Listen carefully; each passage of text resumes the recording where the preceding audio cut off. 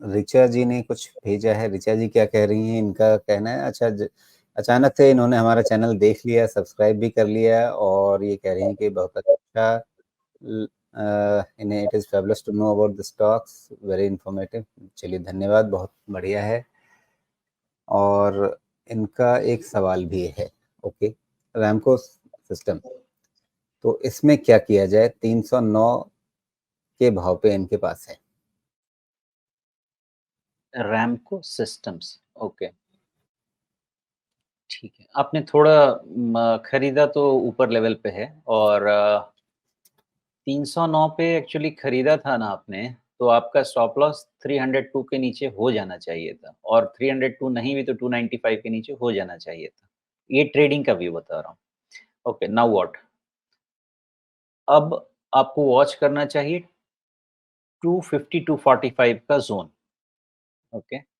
ये रेंज में आके इसका सपोर्ट इमर्ज होगा। ऐसा क्यों कह रहा हूँ मैं? बिकॉज़ अभी देखिए थोड़ा ओवरसोल्ड जाने की तरफ जा रहा है, तो एक बाउंस बैक पॉसिबल है और बाउंस बैक के बाद हो सकता है वो बाउंस बैक सस्टेन नहीं हो बिकॉज़ 50 डीएमए जो कि 295 के आसपास है, जिसको आपको 300 के ऊपर थोड़ा-सा बेक इन करना पड़ेगा।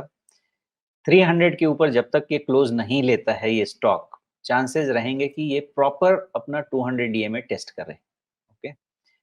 तो एक बाउंस बैक पॉसिबल है बिकॉज़ ओवरसोल्ड जा रहा है, यहाँ से बाउंस बैक हो सकता है। कहाँ तक हो सकता है? क्लोज़र टू 295, 290, 295 बाउंस बैक हो सकता है।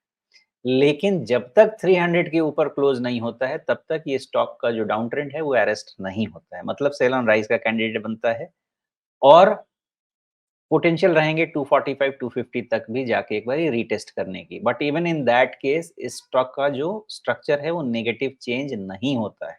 ओके?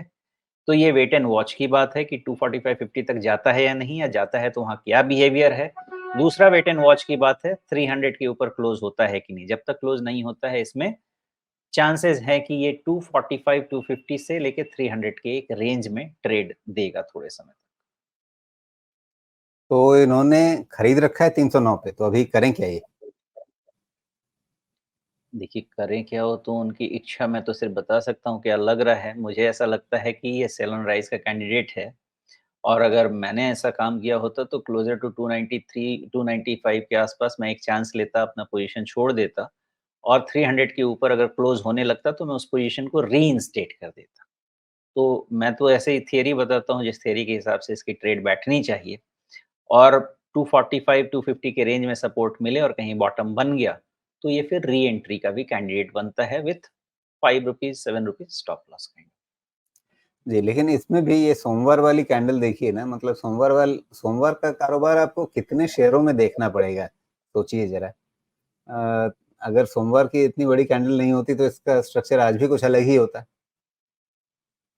सही बात है, ये सोमवार को क्या हो गया था पता नहीं है, मैं तो खैर अब यही कहते हैं लोग कि जब अपना काम करो तो आपके लिए छुट्टी का दिन होता नहीं है। अब उसी दिन सब कुछ होना था जिस दिन का डेटा अभी और समझने की कोशिश कर रहा हूँ मैं डेटा, मुझे बहुत कुछ लग नहीं रहा है डेटा में ऐसा खराब।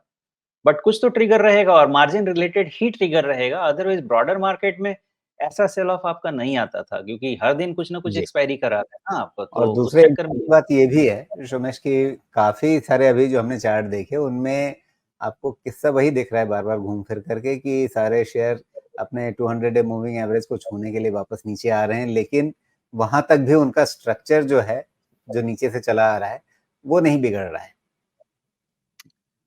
एक्चुअली ये बहुत अच्छा स्ट्रक्चर है। होता ऐसा है कि साल में 1 या 2 बार स्टॉक या इंडिसेज़ अपने 200 डीएमए को टेस्ट करने की कोशिश करता है। तो ये पैनिक नहीं करना चाहिए, इसको हेल्दी मानना चाहिए क्योंकि कई बार ऐसा होता है ना कि कोई दरवाज़ा नहीं खुलता है, तो पहले वो लॉग लेके दरवाज़ा पे तोड़ते थे, वो लड़ाई करने आते थे। तो पहले पीछे जाते थे और फिर लॉग लेके आते थे और धक्का मारते थे, तब टूटता था।